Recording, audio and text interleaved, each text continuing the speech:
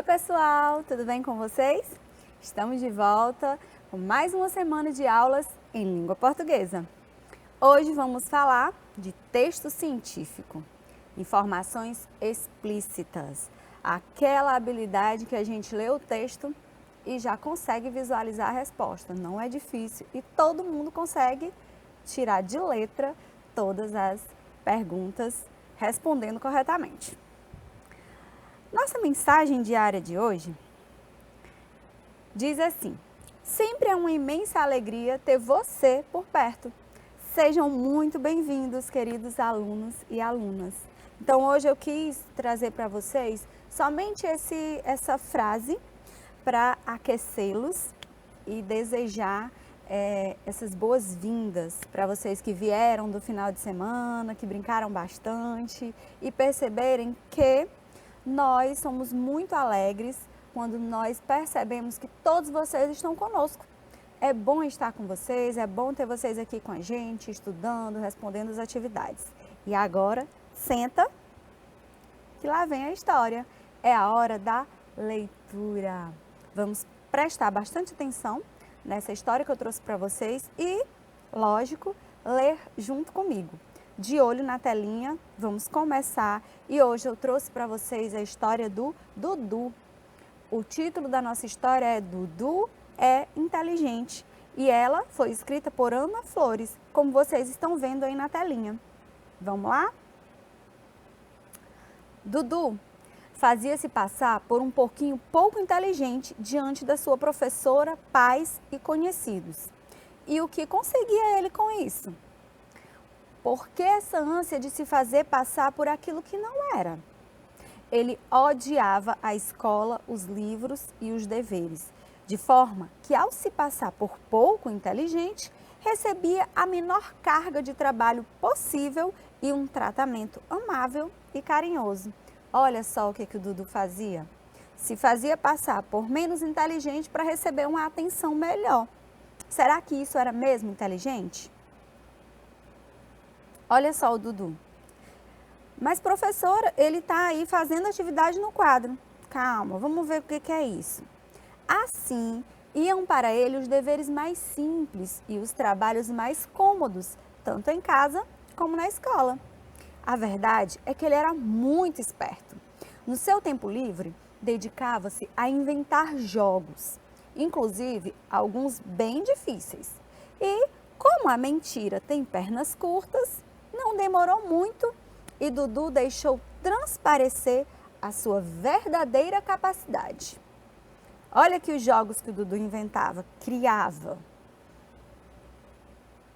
Foi assim, a professora organizou um concurso de habilidades e inventos mais originais e úteis. Entusiasmado, Dudu logo correu a inscrever-se. Qual não foi sua surpresa quando a professora, penalizada e para poupar-lhe esforço, recusou sua participação, dizendo: "Não, Dudu, você não participará, porque precisaria de ter muito mais capacidade do que na verdade você tem." Furioso, Dudu esqueceu-se do seu papel e, sem perda de tempo, começou a demonstrar suas aptidões e inventos diante de toda a gente. A partir desse momento, teve de começar a estudar e a trabalhar como os outros. Essa situação serviu como lição tanto para Dudu, por mostrar que a felicidade se encontra em servir o próximo, quanto para a professora, ao perceber que todos possuem capacidade, mas cada um se destaca em situações diferentes. Professora, e qual a lição que a gente tira da hora da história de hoje? Bom, vocês viram aí que o Dudu, ele aprendeu, primeiro, que não tem que mentir e deixar de ser quem é para ganhar alguma coisa. Nós temos que mostrar quem somos de verdade, nossas aptidões. Sabe aquele aluno que fica na sala com preguiça e diz que não sabe? Ele está perdendo a oportunidade de mostrar o que sabe, de ajudar os outros com aquilo que ele sabe e de crescer mais ainda com o que ele sabe. E a professora, quando ela acredita nisso, e fica tratando diferente, achando que é coitadinho, que merece uma atenção e atividades menos desafiadoras, ela está perdendo a oportunidade de trabalhar a capacidade que aquele aluno tem em algo diferente, às vezes muito diferente do conteúdo, mas que se destaque em alguma coisa. Então vamos prestar atenção, vamos tratar cada habilidade dos alunos para que eles cresçam mais ainda, né? Eles se sintam motivados, tá bom? E agora vamos para o nosso gênero em foco, como eu falei no início, que hoje é informativo científico. O texto informativo científico é o que, gente? É um tipo de texto expositivo, ele vai expor algo, e argumentativo mais elaborado. São produzidos mediante pesquisas, aprofundamentos teóricos e resultados de investigações sobre determinado tema. É algo bem sério, tá, gente? Possui a finalidade principal de popularizar a ciência, ou seja, difundir o conhecimento científico, transmitindo assim diversas informações de valor indiscutível. E isso para que nós, que não somos cientistas, possamos entender o que os cientistas estão pesquisando de uma forma mais simples. Eles colocam para a gente em forma de texto informativo para que a gente possa entender. Quais são as características do texto informativo científico? Prestem bem atenção. Bom, eles são apresentados com uma linguagem clara, objetiva e impessoal. Impessoal, professora? Isso. Não tem aquelas marcas pessoais como a carta íntima, certo? Que os cientistas eles não vão falar com a gente como se eles estivessem falando com a tia, com a mãe, com a irmã. É uma linguagem mais impessoal, destituída disso, tá? De acordo com as normas da língua. Por esse motivo, são evitadas as expressões populares, a linguagem coloquial, gírias e figuras de linguagem, como a redundância e a ambiguidade. Então, você não vai ver um texto informativo científico começando, e aí, galera, tudo massa? Não, com aquelas gírias que normalmente as pessoas mais íntimas usam, e isso depende de região para região. Se eles forem utilizar a gíria só da região Nordeste, as pessoas que moram em outras regiões que não conhecem essas gírias, elas não vão entender o texto, sem contar que não vai ficar um texto científico, vai ficar um texto de cunho mais pessoal, certo? É notória a presença de termos técnicos da área, isso sim, essenciais da linguagem científica, e ainda verbos predominantemente no presente do indicativo. Atentem bem, nós vamos ver nos textos de hoje linguagens técnicas, mas para tornar popular para a gente, eles colocam a linguagem técnica muito, muito pertinho da linguagem comum, do senso comum, para que a gente possa conhecer as duas. Eles são escritos por pesquisadores e especialistas no assunto dedicados ao ramo da ciência por meio de métodos científicos. Esses textos possuem uma função primordial para o desenvolvimento da sociedade, posto que são divulgados conhecimentos diversos, baseados em experimentos, estudos de caso, dentre outros. Então, até aqui vocês conseguem perceber que são textos muito sérios. Sérios no sentido de que o que está escrito lá não é mentira, não é fake news, porque eles são de valor indiscutível. Os suportes mais utilizados para a divulgação desse tipo de texto são as revistas, os jornais científicos, os livros, as plataformas de divulgação científica, televisão e internet. Inclusive, vamos utilizar nos nossos textos aqui da aula, durante essa semana de informativo científico, os textos da revista Ciência Hoje para crianças. São os textos que nós vamos utilizar, tá bom? Qual a estrutura do texto informativo? Bom, vem com uma introdução, é um momento de exposição das informações necessárias para informar o tema que será explorado pelo emissor, que é o autor. Temos o desenvolvimento, que é a parte fundamental, que contém as informações completas sobre o tema, desde dados mais relevantes, ou melhor, todos os dados que se pode reunir para a apresentação do tema. E a conclusão, que aí gera uma nova tese, é o encerramento do texto, lógico, com a exposição da ideia central. Beleza? Então, essa é a estrutura do texto informativo. E agora, que nós já vimos aí todo esse essa teoria, nós vamos para hora da atividade, que é a hora de diversão, tá bom pra gente? Vamos ver se vocês estão aí atentos mesmo ao que a gente falou na hora de resolver as atividades. A habilidade que nós vamos trabalhar hoje, como eu falei no início, é a EF05LP01, que é localizar informações explícitas, literalmente ou por meio de paráfrase, e os trechos que as comprovem. Nós vamos localizar essas informações no texto e comprovar no texto, tá bom? Nosso primeiro texto é esse que está na telinha de vocês, vamos acompanhar a leitura. O céu também é azul em outros planetas? Descubra o que a ciência pode dizer sobre a aparência do céu em Marte, Vênus e outros mundos vizinhos. Percebam que aqui, vou só falar para vocês, o título já começa com um questionamento, para deixar você curioso e ir atrás da resposta dessa pergunta. Depois, a gente vê aqui no subtítulo, nem todos têm, mas ele já diz aí o tema do texto e ele vai desenvolver esse tema nos outros parágrafos. Um dia bonito é um dia de céu azulzinho, certo? Bem, isso se você estiver na Terra.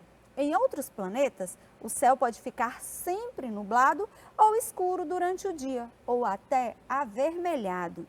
Curioso, não acha? Imagine como seria interessante sentar para observar o céu em outros pontos do sistema solar. Apesar de enxergarmos a luz do Sol como branca, ela é, na verdade, composta por todas as cores que vemos no arco-íris. Aqui na Terra, vemos o céu azul, porque a componente azul da luz solar é espalhada em todas as direções enquanto atravessa nossa atmosfera, uma camada de gases que recobre nosso planeta. A cor azul é mais espalhada do que as outras cores, porque tem o comprimento da onda aproximadamente do mesmo tamanho das moléculas que compõem os gases atmosféricos. Então, essa é a primeira parte do nosso texto e nós já temos uma questão. Quais as cores que compõem a luz do Sol? Você prestou atenção no texto? Eu vou colocar as alternativas. Toda a cor branca do arco-íris, toda a cor azul do arco-íris, toda a cor vermelha do arco-íris ou todas as cores que vimos no arco-íris? O que você acha? Vamos localizar no texto isso? Olha só. Quais as cores que compõem a luz do Sol? Aqui na Terra vemos o céu azul, ó, a luz do Sol, opa, estou fazendo a canetinha errada. A luz do Sol como branca, ela é na verdade composta por todas as cores que vemos no arco-íris. Então, é exatamente aqui onde eu grifei para vocês. Qual a resposta correta? A letra D. Todas as cores que vemos no arco-íris. E eu mostrei para vocês no texto, vocês viram na telinha, comprovando, informação explícita, tá? Apesar de enxergarmos a luz do Sol como branca, ela é, na verdade, composta por todas as cores que vemos no arco-íris.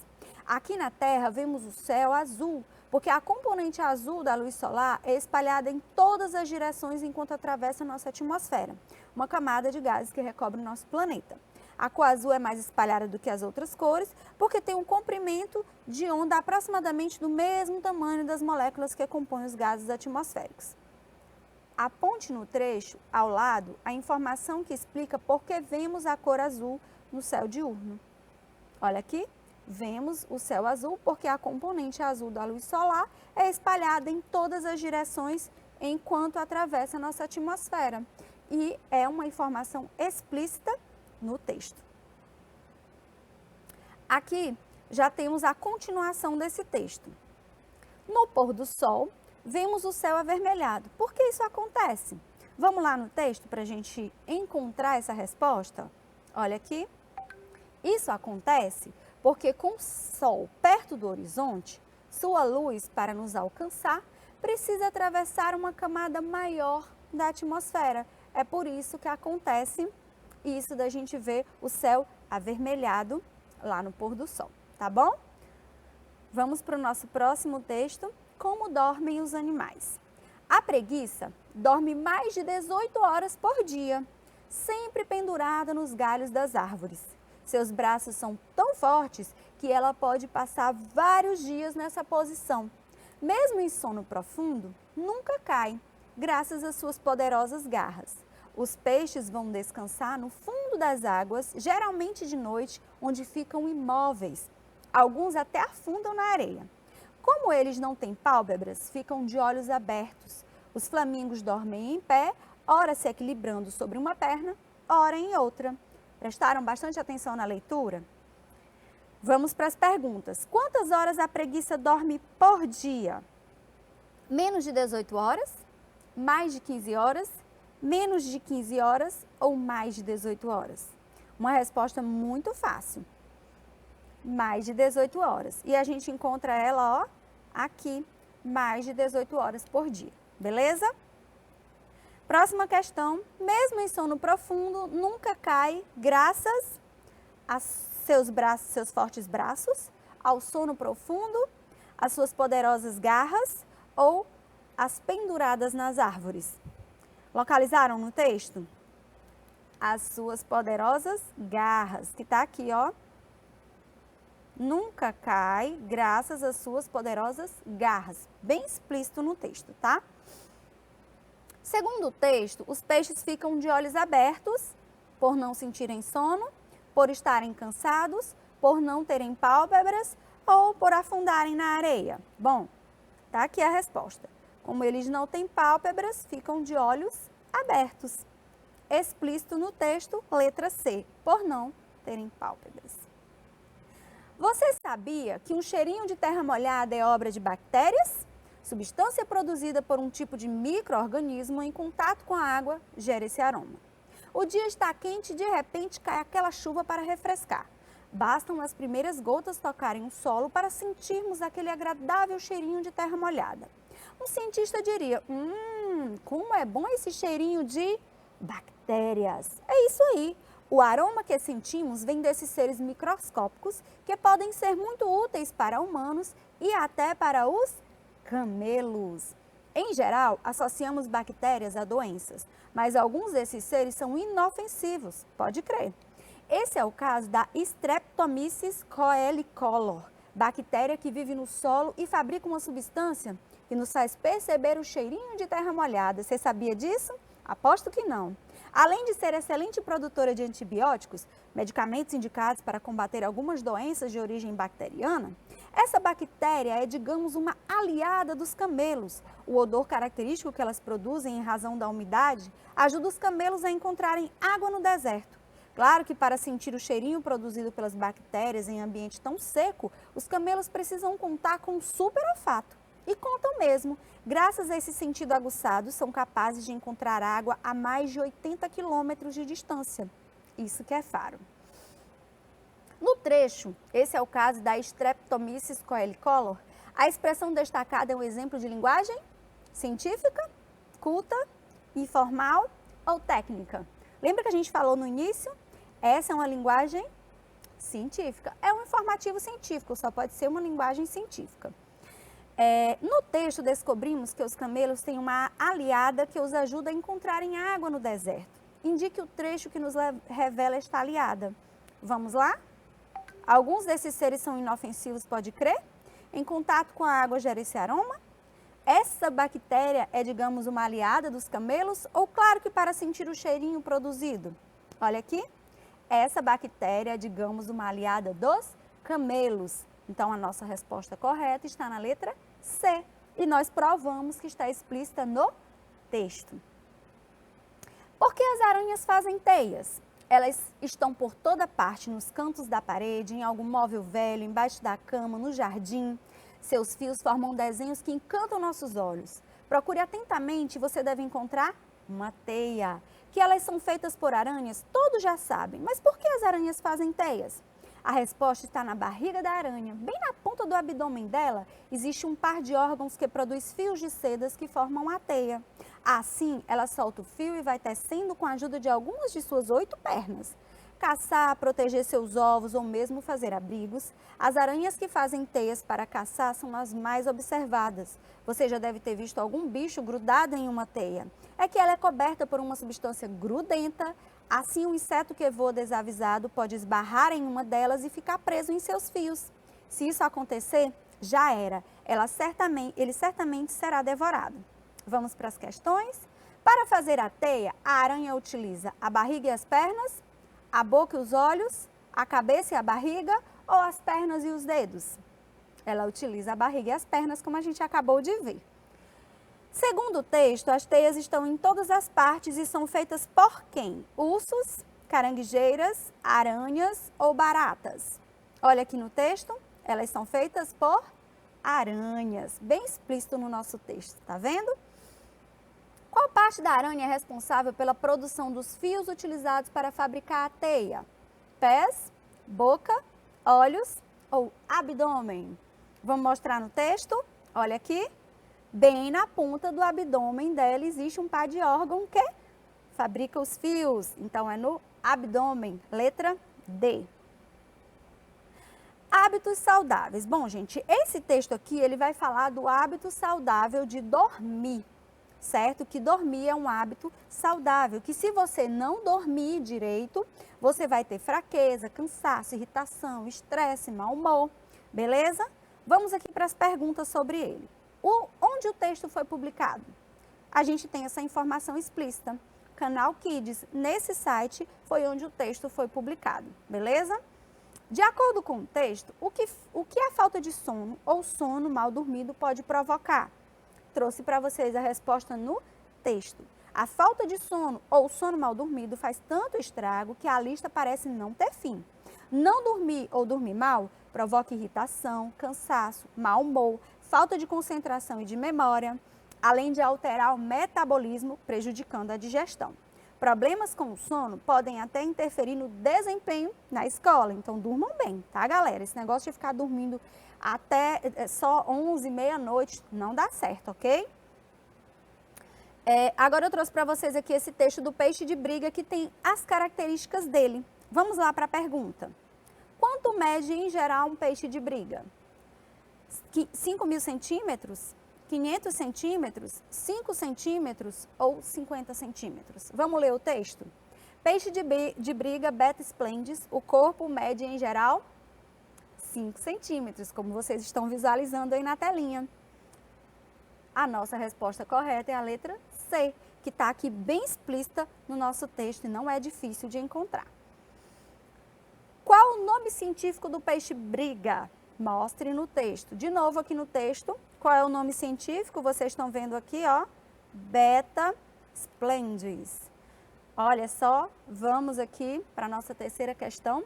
Segundo o texto, o peixe de briga habita em quais países? Brasil e Malásia, Índia e Brasil, Índia e Malásia ou Índia e China? Vamos mostrar no texto.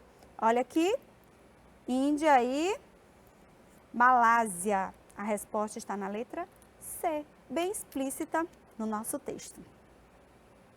Segundo o texto, o peixe de briga é criado em aquário, por ser feio e pacato, por sua beleza e falta de combate, por sua beleza e por ser combatente ou apenas para se exibir às pessoas? Tá aqui, ó, por sua beleza e por ser combatente. Por isso ele é criado em aquário. Está na letra C, a nossa resposta.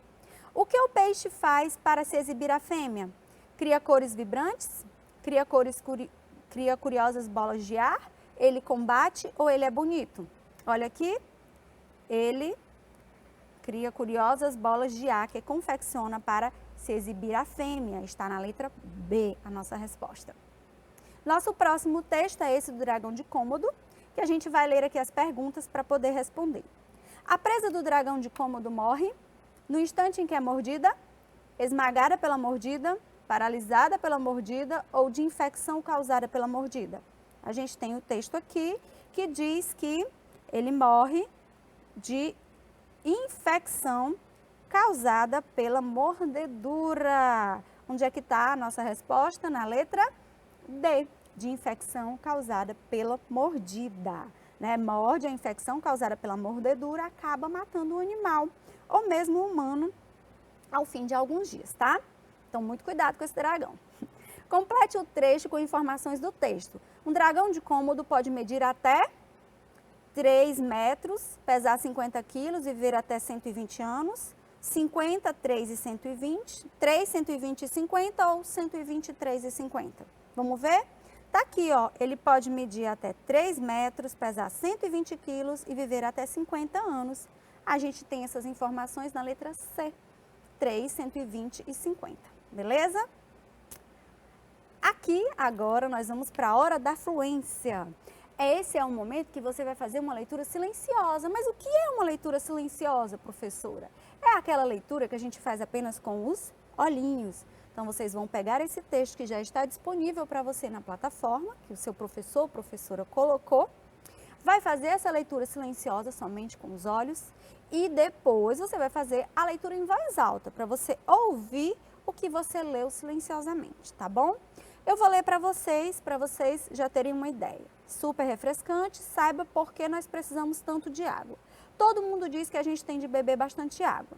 A água está presente em todas as reações químicas que acontecem no corpo.